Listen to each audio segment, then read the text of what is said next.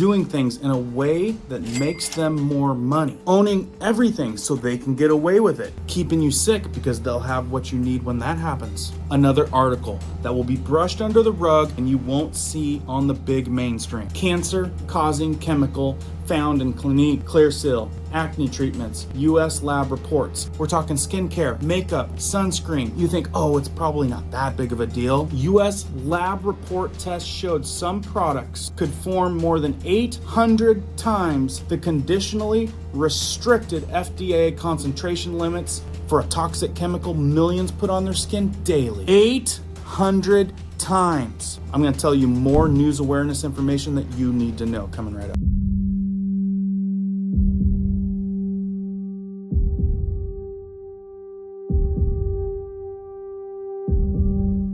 My name is Cohen here at Riverside Homestead, and if you're brand new here, welcome. If you guys are into prepping tips, emergency preparedness, and most of all, news and awareness, stuff that you want to know about, be sure to hit that notification bell so you guys can stay up to date. Let's jump into this one. Now, the crazy thing is I talked to you guys about the monopoly. All these things owned by basically two companies. I'm not gonna say their names because that's the way this video gets slowed down. But we're talking, have you seen graphs or images like this? This basically breaks it down for you. And when it comes to nearly 200 companies out there that you think are different products owned by just 8 companies. Again, 8 companies housing nearly 200 companies, which then are controlled by 2 companies. Catching my drift on the monopoly out there? Not to mention everything that was once natural, good wholesome ingredients from nature with good reputations sold out. First thing that happens, you don't know about it. Ingredients change to a much cheaper, more profitable ingredient, often made in a lab. Name stays the same, reputation stays the same. Now you are getting fooled, supporting the cons. Now I've got a brand new article that just came out on Reuters. I'm actually shocked they were able to put that up, because when you see lawsuit claims companies like this post up the 55 million in that year, 417 million in that year, 37 million in that year, 30 million in that year, 22, $2 billion in 2020, 24 million in 2021, and this is regarding J&J. Money agreed to be paid out. Lawsuits and people laying claims of cancer, mesothelioma. Showed some of you this the other day. Money is getting paid out left and right. Read about this one just the other day. J&J prepares to pay out $8.9 billion to settle talcum powder lawsuits, and that's on NBC News and Reuters. And just today I'm reading this from Reuters. Cancer-causing chemical found in Clinique, Clearasil, acne treatments, US lab reports. I mean, you've seen these big national brand names, right? We're talking with levels 800 times past the amount of bad stuff that shouldn't even be allowed in this, but is at a certain level. Now we're reading articles that state 800 times as much. Look, if you're a female, you're into skincare, you're into makeup, you're probably buying from one of these brand names. If you're a guy, you might have a wife or someone that you want to know this information as well. So please share it out, help bring the awareness, and get the information out. Now I want to show you some details in this brand new article that's kind of a shocker. But remember, moral of the story is 1, be aware of what's going on. 2, be aware of who runs the big outfit, because there's a common thread of them owning everything, changing things to cheaper stuff, which often means lab-made synthetics, which means they make more money selling the product. And we're learning as days go by, more and more lawsuits, more and more settlements being paid out, because they all have bad stuff in them, stuff you shouldn't be putting on your skin, stuff you shouldn't be putting in your body. So you guys need to find out where the American-made companies are, the family-owned ones that haven't been touched by the big conglomerates, and get something that promotes wellness, natural ingredients with a good reputation. We've got you covered if you want to see what I think's the best out there, but nonetheless, find something else than that big old scandalous pie chart right there. So more details on the latest. Reuters just put this out. It was on March 6, 2024, 3:12 p.m. Says it was last updated an hour ago from when I'm reading it. So hot off the press, which is something they would have said in the old days. Reuters article states high levels of cancer-causing chemical benzene were detected in some acne treatments from brands including Estee Lauder, Clinique, Target's Up and Up, and Reckitt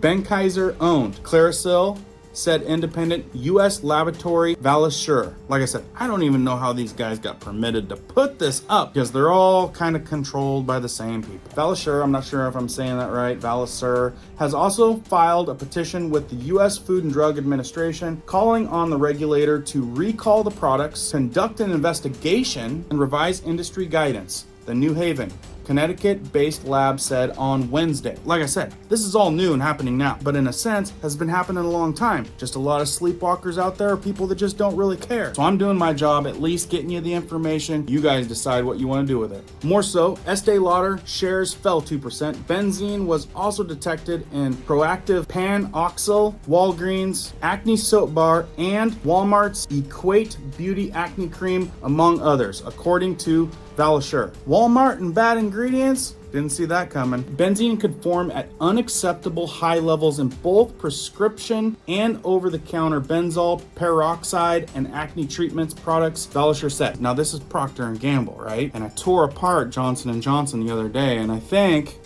check this out.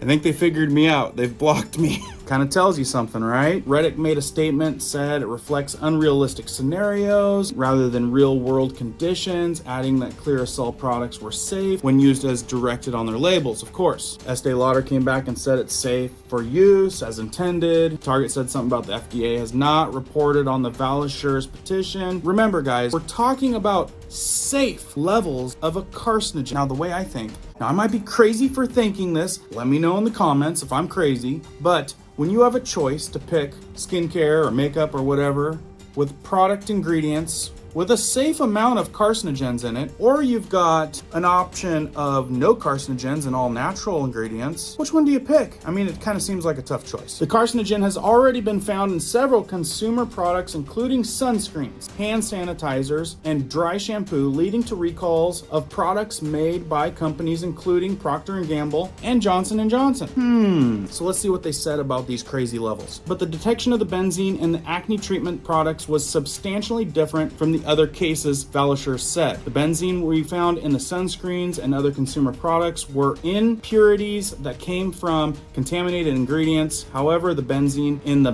benzoyl peroxide products is coming from a benzoyl peroxide itself. And the benzene in benzoyl peroxide products is coming from the benzoyl peroxide itself, said Valisure co-founder and president David Light. 800 times more than the safe level? Valishure's test showed some products could have more than 800 times the conditional restricted FDA concentration limit for benzene. Now I could see double, triple, maybe even 10 times the amount being kind of bad. But folks, when they find 800 times and consumers are using this, you know what they say, mess around and find out. Now, if you're crazy interested in reading that article, I'll put it down in the description. But you might think one and done deal, like maybe this hasn't happened before. I don't know. Looks like it's been happening for a long time. And on the same case, top class action site Procter & Gamble benzene aerosol products $8 million class action settlement. Looks like they've played in this ballpark before. And what does it mean when these big